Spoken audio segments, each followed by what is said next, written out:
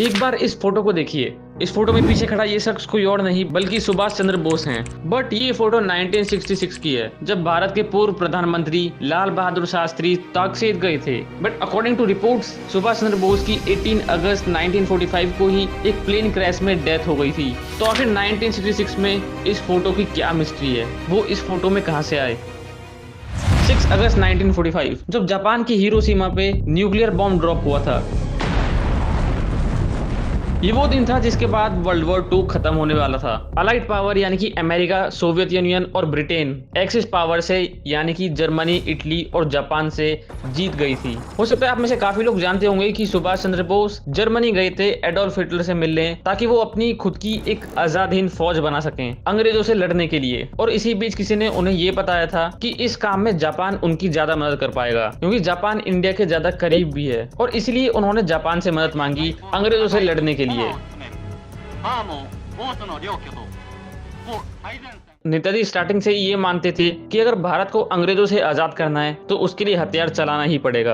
ये गांधी जी की विचारधारा के बिल्कुल अपोजिट चलते थे। और उस वक्त ब्रिटिशर्स वर्ल्ड वॉर 2 में बिजी थे और सुभाष चंद्र बोस यही जानते थे कि ये अटैक के लिए सबसे बढ़िया मौका है, क्योंकि अटैक करने का सबसे बढ़िया मौका तभी रहता है जब लोहा गर्म हो। ब्रिटिशर सुभाष चंद्र बोस से काफी डरते भी थे। ऐसा इसलिए क्योंकि उन्होंने कई ऐसे कदम भी उठाए थे, जैसे अप्रैल 1944 में आजाद हिंद फौज ने ब्रिटिश आर्मी से मणिपुर में मोरांग कैप्चर करके पहली बार इंडियन फ्लैग लहराया, जो कि उस समय के लिए काफी बड़ी जीत थी। हिरोशिमा पर न्यूक्लियर बॉम्ब गिराने के बाद जापान की हार होने वाली थी और इसी वजह से इनको वहां से फंडिंग मिलना बंद हो गई। और साथ ही में जर्मनी भी हार गया था और हिटलर ने भी सुसाइड कर ली थी। उन्होंने आए की लड़ाई कंटिन्यू रखी और इसके लिए 16 अगस्त 1945 नेताजी ने रात को एक मीटिंग की अपने ऑफिसर्स के साथ, जिसमें उन्होंने ये प्लान डिस्कस किया कि वो सरेंडर नहीं करेंगे और अब आगे क्या करना है। उन्होंने ये प्लान किया कि सबसे पहले ये इंश्योर किया जाए कि वो पकड़े ना जाएं। वो एक्सिस पावर के साथ मिले हुए थे, जैसे जापान और जर्मनी, और एक्सिस पावर की हार हो गई थी।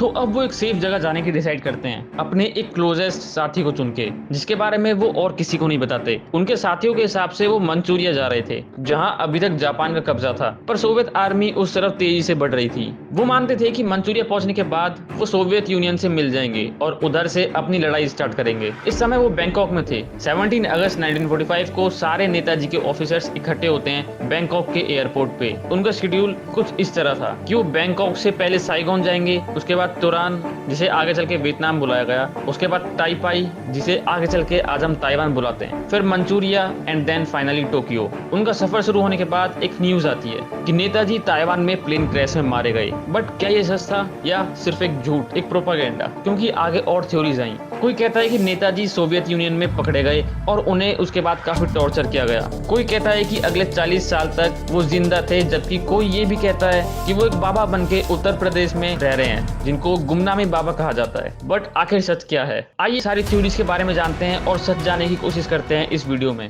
17 अगस्त को ही नेताजी साइगोन से निकले और 23 अगस्त को जापान ने ये स्टेटमेंट दी कि नेताजी प्लेन क्रैश में मर चुके हैं, जो हुआ था 18 अगस्त 1945 को। जापान ने बताया कि ताइपेई से निकलने के बाद जब वो टोक्यो जा रहे थे अपने साथी हबीबुर रहमान के साथ, तभी उनका प्लेन क्रैश हो गया। दूसरे साथियों को साइगोन में ही छोड़ दिया गया था, क्योंकि टोक्यो जाने वाले प्लेन में 2 ही सीट्स थी और बाकी सीट्स में जापानीज थे, इसलिए उनको किसी एक को ही ले जाना था अपने साथ, और इसलिए उन्होंने हबीबुर रहमान को चुना और बाकी साथियों से कहा कि वो यहीं पे वेट करें। हैरानी की बात यह है कि प्लेन क्रैश जब हुआ तो सिर्फ नेताजी की डेथ हुई, कुछ क्रू मेंबर्स और पायलट के साथ। बाकी के 7 बंदे घायल हुए थे लेकिन जिंदा बच गए थे, इंक्लूडिंग हबीबुर रहमान। उनके मौत की खबर पूरी दुनिया में आग की तरह फैल गई और ये इंडियंस के लिए काफी अनबिलीवेबल था, क्योंकि उनको लगा कि ये नेताजी की एक नई तरकीब है अलाइड पावर से भागने के लिए। और ऐसा उन्हें इसलिए लगा क्योंकि उनके पास भागने की एक बढ़िया एबिलिटी थी। 1941 में भी एक बार वो भेष बदल के जर्मनी भाग गए थे अफगानिस्तान के रास्ते से, हिटलर से मिलके अपनी आजाद हिंद फौज बनाने के लिए। अलाइड फोर्सेस भी इस रिपोर्ट से काफी शॉक थे। उन्हें लगा कि ये सुभाष चंद्र बोस की एक स्ट्रेटेजी है। कुछ दिन बाद ही अंग्रेजों ने जापान में ये रिक्वेस्ट भेजी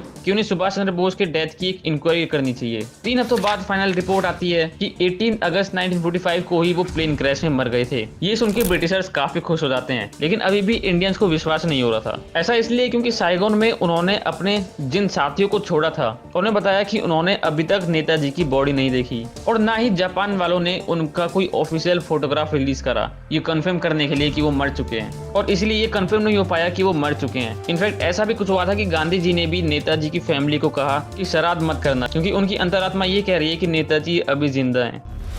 और इस तरह मिस्ट्री बरकरार रही, रूमर्स आते रहे, सबको लगता था कि एक दिन वो वापस जरूर आएंगे। और अंग्रेज भी इन अफवाहों से थोड़ा डरे हुए थे। ऐसा इसलिए भी क्योंकि उनकी फौज का समर्थन काफी बढ़ रहा था, उनकी फौज और भी ज्यादा भड़की हुई थी। और इसी वजह से अंग्रेजों ने रेड फोर्ट ट्रायल शुरू किया। वो आजाद हिंद फौज के सोल्जर्स को पकड़ के टॉर्चर कर रहे थे।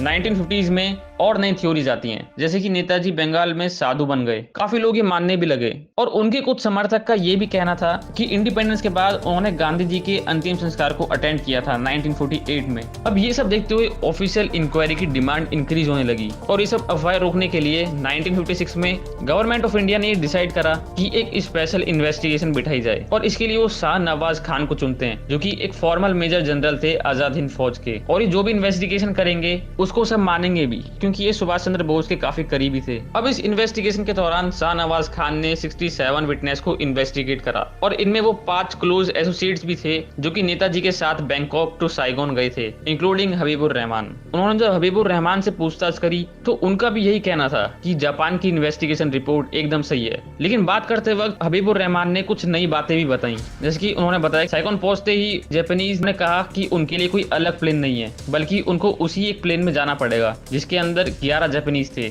और सिर्फ एक ही सीट की जगह थी, यानी कि नेताजी को अकेले जाने के लिए कहा जा रहा था। बट ये बात सुन के नेताजी ने मना कर दिया और उन्होंने कहा कि वो अपने साथ एक साथी तो जरूर ले जाएंगे। और इसलिए उन्होंने हबीबुर रहमान को चुना। अब वो यहाँ से साइगोन से तुरान की तरफ जाते हैं और ये उनका रेस्ट हब था। 17 अगस्त की रात को सब इधर रेस्ट करने के लिए रुकते हैं। अब इस बीच जापानीज ने मशीन गन्स को और एंटी एयरक्राफ्ट गन्स को जो कि प्लेन से अटैच थी उनको हटा दिया, प्लेन का वजन कम करने के लिए। अगले दिन दोपहर में प्लेन टाइपाई पहुंचा, जहां प्लेन की रिफ्यूलिंग करी गई और रिफ्यूल करने के बाद प्लेन फिर से उड़ गया। Seating arrangement throughout the journey एकदम सेम था, जिसमें कि नेताजी ठीक फ्यूल टैंक के पास बैठे हुए थे और हबीबुर रहमान उनके ठीक पीछे, और बाकी सीट्स पर जापानीज बैठे थे। जब टाइपाई से प्लेन रिफ्यूलिंग होने के बाद वापस से उड़ा तो 20-30 मीटर ऊपर पहुंचते ही एक धमाका हुआ और प्लेन नोज डाइव करके क्रैश कर गया। और क्योंकि नेताजी फ्यूल टैंक के पास बैठे हुए थे तो उनकी पूरी बॉडी फ्यूल से कवर्ड थी, और जैसे ही उन्होंने बाहर निकलने की कोशिश करी तो उनकी पूरी बॉडी पर आग लगी हुई थी। और काफी मुश्किल से रहमान ने नेताजी के कपड़े निकाले और उन्हें जमीन पर रखा। रहमान के भी हाथ पूरी तरीके से जल गए थे और सब वहाँ पे घायल थे। कुछ ही देर बाद सबको हॉस्पिटल ले जाया गया। नेताजी की कंडीशन काफी सीरियस थी क्योंकि उनकी पूरी बॉडी जल चुकी थी। उनको बचाने की काफी कोशिश करी गई। तो इस इन्वेस्टिगेशन के बाद भी फाइनल कंक्लूजन सेम निकला। हबीबुर रहमान ने यह भी बताया कि 2 दिन बाद ही उनका अंतिम संस्कार कर दिया गया और उनकी अस्थियां टोक्यो के रेंकोजी टेम्पल में रखी गई। और अब ऑफिशियली कंक्लूजन आ गया कि नेताजी की डेथ प्लेन क्रैश में ही हुई थी। तो इस हिसाब से तो अब कंट्रोवर्सी बंद हो जानी चाहिए थी।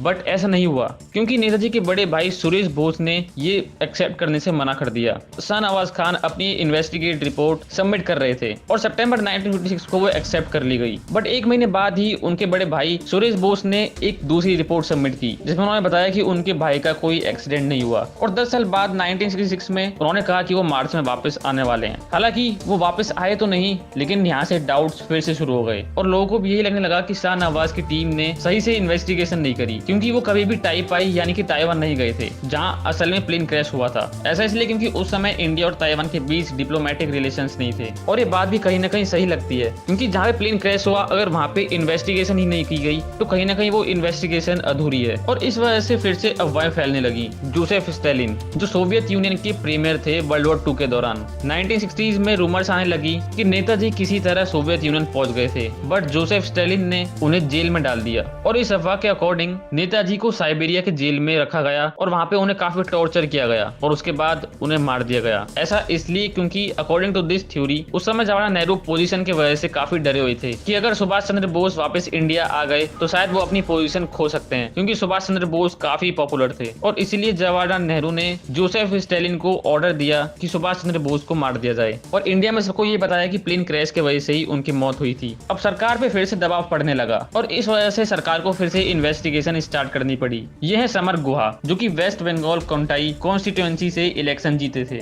1967 की लोकसभा इलेक्शन में पहले ही स्पीच में उन्होंने वादा किया था कि वो वापस से पूरी इन्वेस्टिगेशन करेंगे और इन्होंने एक डॉक्यूमेंट बनाया जिसपे प्राइम मिनिस्टर और प्रेसिडेंट दोनों के साइन लिए गए। और इस वजह से 1970 में इंदिरा गांधी की सरकार ने जस्टिस जीडी घोषला को इन्वेस्टिगेशन की जिम्मेदारी दी और समर गुहा को भी इस इन्वेस्टिगेशन के लिए हेल्प करने के लिए कहा। अभी ऑर्डर मिलते ही दोनों ही सबसे पहले ताइवान गए और ये इन्वेस्टिगेशन पूरे 4 साल चली, जिसमें उन्होंने पूरी कोशिश करी अच्छे से इन्वेस्टिगेट करने की। उन्होंने 200+ लोगों का इंटरव्यू लिया। इनफैक्ट वो ताइवान के साथ साथ जापान, सिंगापुर, साइगोन और इंडोनेशिया भी गए थे और साथ ही में वो उस हॉस्पिटल में भी गए थे जहाँ पे प्लेन क्रैश के बाद नेताजी को ले जाया गया था और उसके बाद जहाँ पे नेताजी का अंतिम संस्कार किया गया था उस जगह भी वो गए थे। और इतनी जांच करने के बाद भी सेम ही कंक्लूजन निकला जो कि पिछली इन्वेस्टिगेशन में था, प्लेन क्रैश। बट फिर भी अफवाहें और फैलने लगी और इसका रीजन था इमरजेंसी।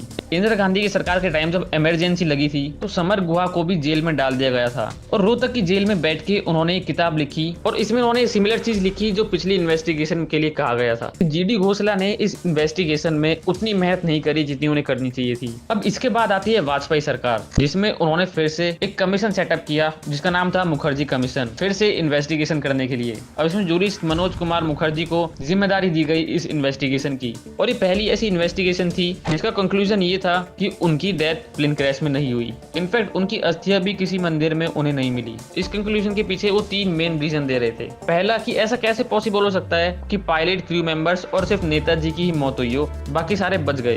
दूसरा कि उस समय ताइवान में जो सेंट्रल डेली न्यूज वाले थे उन्होंने भी प्लेन क्रैश के बारे में कोई खबर नहीं छापी। और तीसरा कि उनका कोई डेथ सर्टिफिकेट भी नहीं था। बट आगे चल के इन सब क्वेश्चंस को भी काउंटर किया गया और इनके एक्सप्लेनेशन में कहा गया जैसे कि उस समय प्लेन 20 से 30 मीटर की ऊंचाई से गिरा था, तो इस वजह से ये डेफिनेटली पॉसिबल है कि कुछ लोगों की मौत हुई हो और कुछ लोग बच गए हो। दूसरा कि उस समय ताइवान में सेंट्रल डेली न्यूज एक मेन न्यूज़पेपर था, इस वजह से उन्होंने कुछ नहीं छापा, जबकि 2 ऐसे लोकल न्यूज़पेपर हैं जिसमें उस प्लेन क्रैश के बारे में लिखा हुआ है। और तीसरा कि जापान उस समय वर्ल्ड वॉर 2 में हार चुका था और पूरे देश में काफी कंफ्यूजन और प्रॉब्लम चल रही थी। इस वजह से उन्होंने किसी फॉरेन लीडर की डेथ रजिस्टर करना जरूरी नहीं समझा। अब इन सब के बाद एक ऑथर जिनका नाम है अनुज धर, वो एक और नई थ्योरी लेकर आते हैं जिसके अकॉर्डिंग उन्होंने कहा कि वो 1985 तक जिंदा थे और भगवान जी नाम से एक साधु बनकर जी रहे थे और सरकार को भी ये बात पता थी, लेकिन उन्होंने जानबूझकर झूठ बोला था। अनुज धर ने बताया कि उनको ये बात एक सरकारी कर्मचारी ने कलकत्ता हाई कोर्ट में बताई थी और इनके अकॉर्डिंग उनको गुमनामी बाबा बुलाया जाता था। उन्होंने बताया कि उन्होंने अपनी पूरी इन्वेस्टिगेशन सरकारी ऑफिशियल्स और फॉर्मर इंटेलिजेंस ब्यूरो ऑफिसर्स से मिलकर की है। बट इस थ्योरी में भी एक प्रॉब्लम है कि अगर वो उत्तर प्रदेश में रह रहे थे तो उनको छुपने की क्या जरूरत थी। इसके जवाब में वो कहते हैं